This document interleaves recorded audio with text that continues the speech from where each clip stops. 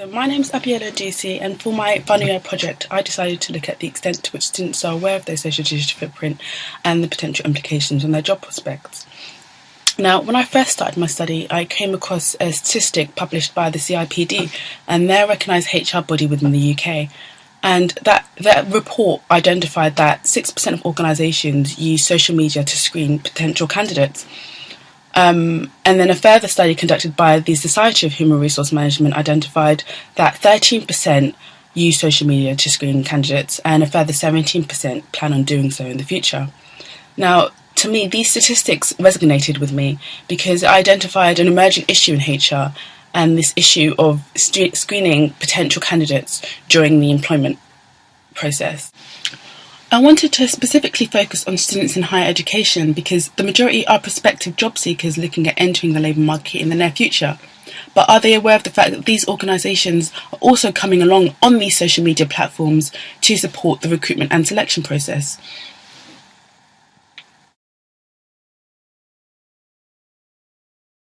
The first was concerned with students' motives behind the uses of social media, understanding their readiness towards entering the labour market, and this ability to manage their online persona. And the second considers organisations who recruit these graduates.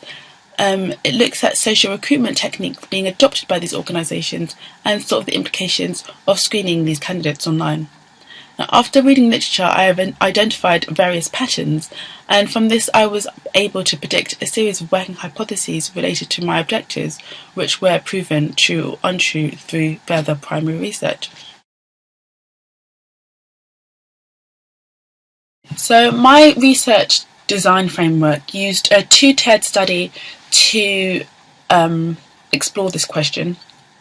And so the first tier entailed me distributing a questionnaire to students in higher education to gather qualitative data, looking into how social media is being adopted by students in higher education.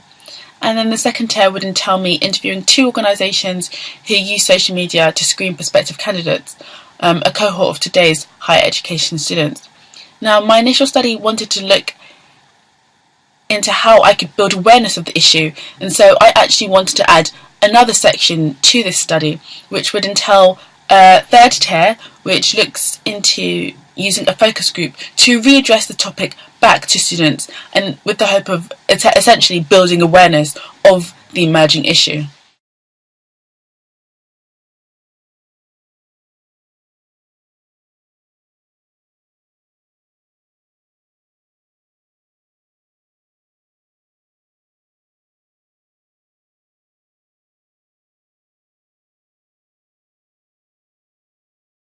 This approach would then enable me to go on to identify the potential disparities between the 2 parties and how they use social media, which would then enable me to go on to build a discussion of my findings. So the study's findings suggested that organisations use social media as a supplement and not so much as a replacement to recruitment practice. In a sense, they refrain from resorting to screening candidates on social networking sites as a quick fix in a way that overtly influences hiring decisions. This research also implied that employers have acknowledged the risks involved in using social media to screen candidates. However, they've done this in a more abstractly way, and their decisions are governed by their managerial intuition. Hence, it's really important that students acknowledge the lack of provision or formal policy incorporated into business, consequently enabling organisations to adopt different approaches to manage pre-employment screening in recruitment practice.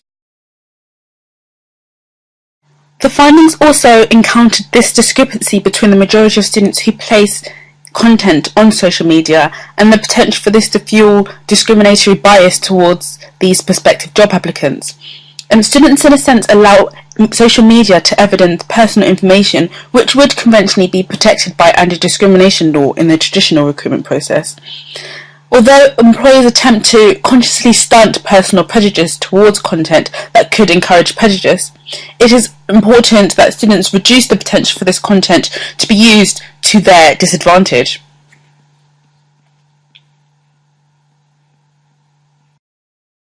This brings us on to the issue of privacy within this context, where previous studies contended that younger generations were far less concerned with maintaining a level of privacy.